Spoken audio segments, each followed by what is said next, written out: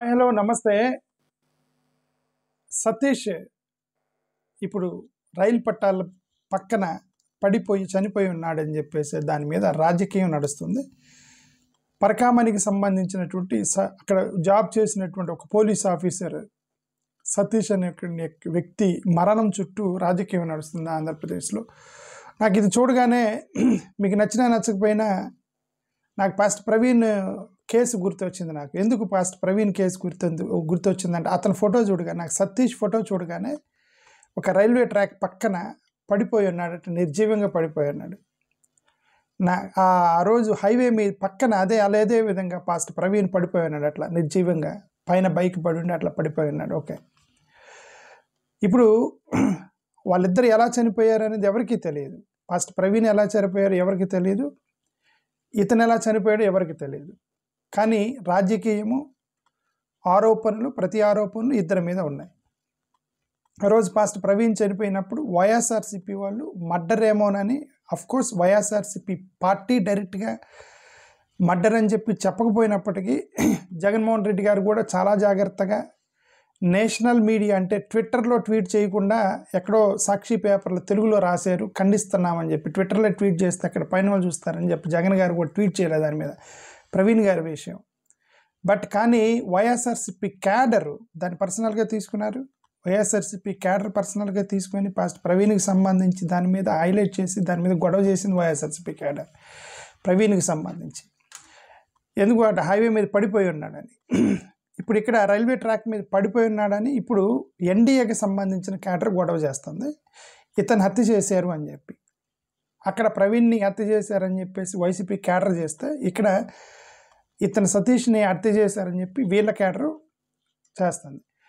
అది హత్య కాదు, మా యాక్సిడెంట్లో చనిపోయాడని అక్కడ వాళ్ళు ఆరోపణ చేస్తే, ఇక్కడ ఈ కేసులో ఇది హత్య కాదు, ఇతను సూసైడ్ చేసుకున్నాడని వైసీపీ వాళ్ళు ఆరోపణలు చేస్తున్నారు. ఈ రెండు కేసులు కూడా సిమిలర్గా వెళ్తున్నాయి.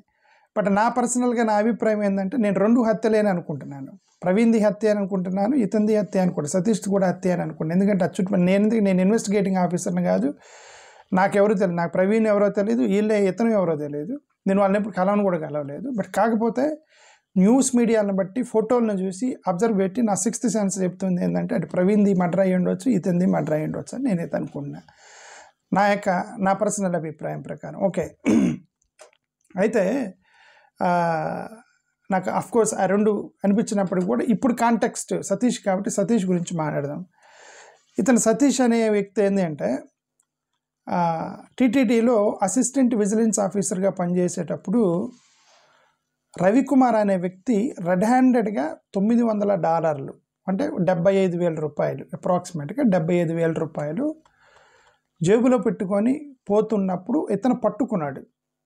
అప్పుడు విజిలెన్స్ ఆఫీసర్గా ఉన్నటువంటి ఒక పోలీస్ కానిస్టేబుల్ లేకపోతే అసిస్టెంట్ ఆఫీసర్ కైండ్ ఆఫ్ పొజిషన్లో ఉన్నటువంటి సతీష్ పట్టుకున్నాడు అతన్ని. సో మరి ఇతను రెగ్యులర్గా చేస్తున్నాడా, లేక ప్రతిరోజు $900 తీసుకెళ్తున్నాడా, లేదంటే ప్రతిరోజు దొంగతనం చేస్తున్నాడా అనే విషయం మనకైతే తెలియదు. బట్ నేను ఆ పర్టిక్యులర్ ట్రాన్సాక్షన్ గురించి మాత్రమే నేను మాట్లాడుతున్నా. నేను దొంగతనాన్ని సపోర్ట్ చేయట్లే, I'm not supporting the stealing. But నేనేమన్నానంటే, ఆ పర్టికులర్ అది ఒకవేళ అదే అతను ఫస్ట్ టైం ఆ పని చేసి ఉండుంటే, $900 జేబులో పెట్టుకొని అదే ఫస్ట్ టైం చేసి ఉండుంటే అది చాలా చిన్న అమౌంట్ అవుతుంది. $900 అనేది అంటే 75,000 రూపాయలు.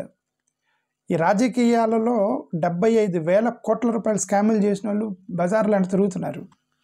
తలసొక్కాలు వేసుకొని 75,000 కోట్ల స్కాములు చేసిన వాళ్ళు తలసొక్కాలు వేసుకొని బెంజికారుల్లో తిరుగుతున్నారు. పైన కార్పొరేషన్ చైర్మన్లని, మినిస్టర్లు అని చెప్పి తిరుగుతున్నారు. అలా హ్యాపీగా 75,000 కోట్ల రూపాయలు స్కామ్ చేసిన వాళ్ళు. పాపం ఇతను పడి $900 75,000 రూపాయలు జేబులో పెట్టుకున్నాడట. పట్టుకున్నారు అతన్ని, రవికుమార్ అనే వ్యక్తిని, సివి రవికుమార్ అనే వ్యక్తిని. ఓకే, అది తప్పేది, $9 తీసుకున్న తప్పే.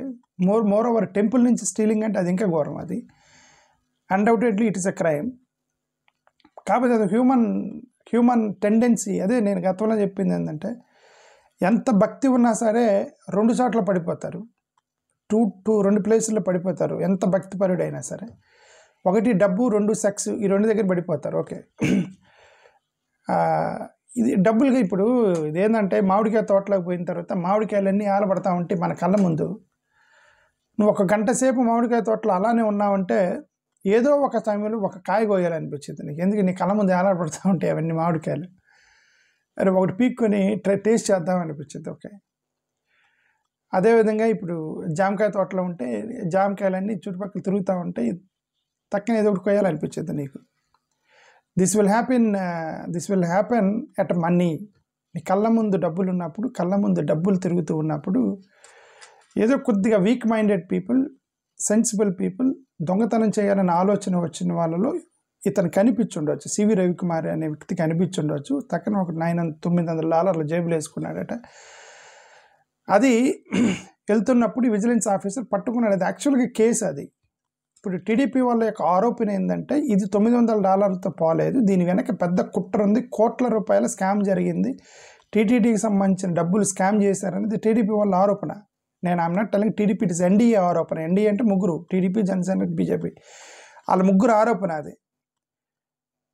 బట్ వైసీపీ వాళ్ళు ఏంటంటే అది ఒక అతను పట్టుబడ్డాడు, మేము అతనికి శిక్ష వేసామనేది వాళ్ళు చాలా ఒక ఇండివిజువల్గా లిమిట్ చేశారు వైసీపీ. నేను కూడా అదే అనుకుంటున్నా. ఎందుకంటే ఇప్పుడు ఒక ఎంప్లాయీ, అదే నేను చెప్తుంది, ఇప్పుడు ఒక పాఠం చెప్పేటువంటి టీచరు లేదంటే ఒక కాలేజీ ఫ్యాకల్టీ ఒక చాక్ పీస్ జేబులు వేసుకొని పోతే మన ప్రిన్సిపల్ని సస్పెండ్ చేయకూడదు. ఓకే, టీచరు చాక్ పీస్ దొంగతనం చేశారు, లేదా పెన్ను దొంగతనం చేశారు, పెన్సిల్ దొంగతనం చేస్తే యూ కెనాట్ సస్పెండ్ ప్రిన్సిపల్. అది ఒక ఇండివిజువల్ ఆ టైంలో తనకు అనిపించి ఒక దొంగతనం చేశాడు ఒక వ్యక్తి, ఎంప్లాయీ.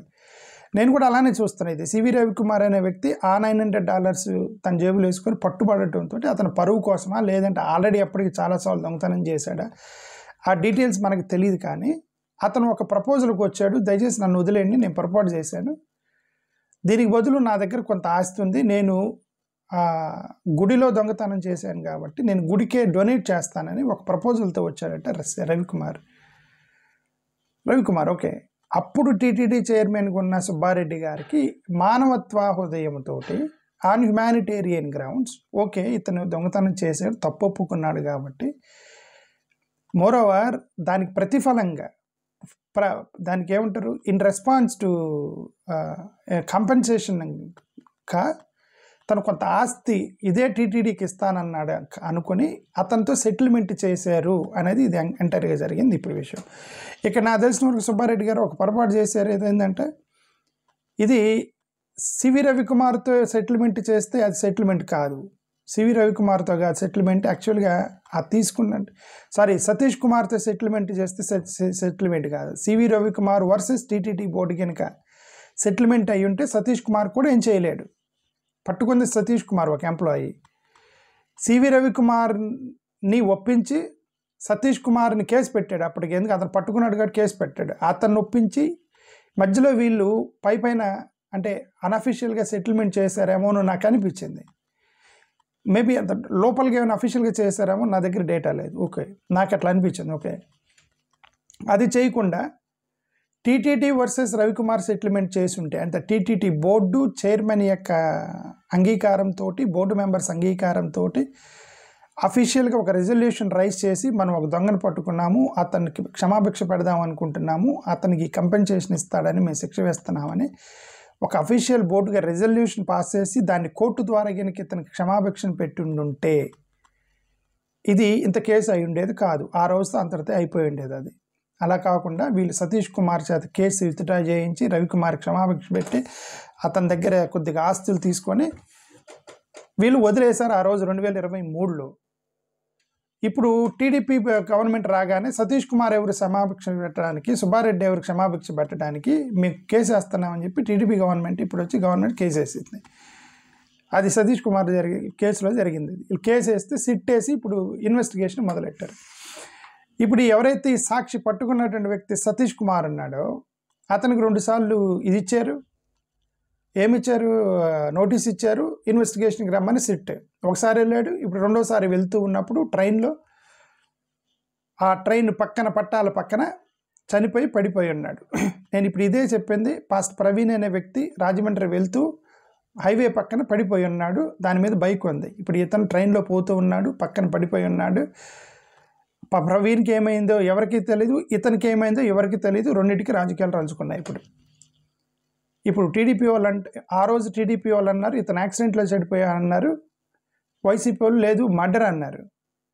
ఈరోజు ఇతను మర్డర్ చేశారని టీడీపీ వాళ్ళు అంటున్నారు, లేదు అతను సూసైడ్ చేసుకున్నారు వైసీపీ వాళ్ళు అన్నారు. ఓకే, ఇది నాకు అర్థమైన వరకు ఈ రెండు సిమిలర్ కేసులుగా అనిపిస్తున్నాయి నాకు. ఓకే, అట్లీస్ట్ ఏమంటారు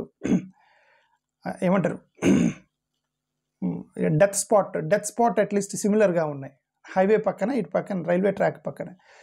అందుకని నేను కంపేర్ చేస్తున్నా బోత్ రెండు. ఓకే, సో ఇప్పుడు ఇది ఆరోపణ. ఇది సిట్ ఏం చెప్పింది ఆ రోజు ప్రవీణ్ విషయంలో ఏమైంది? ప్రవీణ్ విషయంలో కూడా పోస్ట్ మార్టం రిపోర్ట్లో అతనికి దెబ్బ తగిలింది, సివియర్గా దెబ్బ తగిలింది. చాలా అనుమానాలు వచ్చి పోస్ట్ మార్టం రిపోర్ట్ మీద అనుమానాలు వచ్చి, బైక్ మీద అనుమానాలు వచ్చి, బైక్ పైన మీద అనుమానాలు వచ్చి, మొత్తం అనుమానాలు వచ్చినాయి. ఇప్పుడు ఇతని మీద ఇదే అనుమానం వస్తుంది. పోస్ట్ మార్టం రిపోర్ట్లో వెనక్కి గొడ్డలతో కొట్టారట అతను, వెనక్కి అతను సూసైడ్ చేసుకోలేదు, కొట్టి చంపేసి ట్రైన్ నుంచి బయటపడేశారని ఆరోపణ. ఇప్పుడు ఎన్డీఏ ప్రభుత్వం పనిచేస్తుంది అని ఎన్డీఏకి సంబంధించిన క్యాడరు ఆరోపణ చేస్తున్నారు. ఇప్పుడు అది జరిగింది. ఓకే, మరి దీంట్లో ఏది అనేది పోలీసులు తెలుస్తారు, ఏది కరెక్ట్, అది మర్డర్, ఏది ఎనీథింగ్ ఇట్ ఈస్, అది ప్రవీణ్ అయినా సతీష్ అయినా మర్డర్ ఈజ్ ఎ క్రైమ్. అసలు మనిషిని చంపడం అనే ఆలోచన రావటమే అది ఒక పెద్ద క్రిమినల్ మైండ్ సెట్. ఓకే, అది చాలా పొరపాటు. ఇది ఎవరు చేసినా సరే ఒక మనిషిని చంపడం అనే ఆలోచనతోనే మనం మానవత్వం కోల్పోతాం. ఆ రోజు మనలో ఒక మృగం వచ్చినట్టు అర్థం. when a person thinks of killing someone, that means we are slowly transforming as animal. మనలో ఏమంటారు, జంతువు లక్షణాలు వస్తున్నాయని అర్థం. ఒకసారి జంతువు అయిన తర్వాత ఇక చూడరు అనమాట, చంపేస్తారు అంతన.